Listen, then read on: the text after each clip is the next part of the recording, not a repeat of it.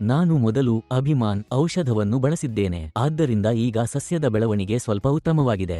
ಬೆಳೆ ಕೂಡ ಆರೋಗ್ಯಕರವಾಗಿ ಕಾಣುತ್ತದೆ. ನಾನು ಮೊದಲು ನಮ್ಮ ಔಷಧಿಯನ್ನು ಸುಮಾರು 2 ವರ್ಷಗಳ ಹಿಂದೆ ಇಂಟರ್ನೆಟ್ ಮೂಲಕ ನೋಡಿದ ನಂತರ ಖರೀದಿಸಿದೆ. ನಾನು ಅದನ್ನು ಖರೀದಿಸಿ ಬಳಸಿದಾಗ ನನಗೆ ಉತ್ತಮ ಫಲಿತಾಂಶ ಸಿಕ್ಕಿತು. ಅದರ ನಂತರ ನಾನು ಅದನ್ನು ನಿರಂತರವಾಗಿ ಆರ್ಡರ್ ಮಾಡುತ್ತಿದ್ದೇನೆ ಮತ್ತು ಬಳಸುತ್ತಿದ್ದೇನೆ. ನಾನು ಮೊದಲು ಬೇರೂರಿಸಲು ಅಭಿಮಾನ್ ಔಷಧವನ್ನು ಬಳಸಿದ್ದೇನೆ. ಆ ಸಮಯದಲ್ಲಿ ಬೇರುಗಳ ಮೇಲೆ ಗಂಟುಗಳು ಇದ್ದವು. ಕೆಲವು ಸ್ಥಳಗಳಲ್ಲಿ ಬೇರುಗಳು 2 ಅಥವಾ 3 ಕೊಂಬೆಗಳಂತೆ ಬೇರ್ಪಟ್ಟಿದ್ದವು.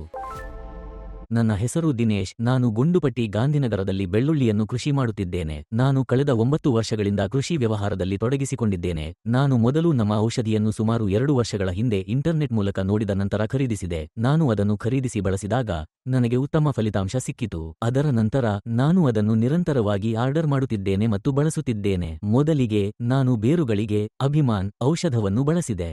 ಆ ಸಮಯದಲ್ಲಿ ಬೇರುಗಳ ಮೇಲೆ ಗಂಟುಗಳು ಇದ್ದವು. ಕೆಲವು ಸ್ಥಳಗಳಲ್ಲಿ ಬೇರುಗಳು 2 ಅಥವಾ 3 ಕೊಂಬೆಗಳಂತೆ ಬೇರ್ಪಟ್ಟವು.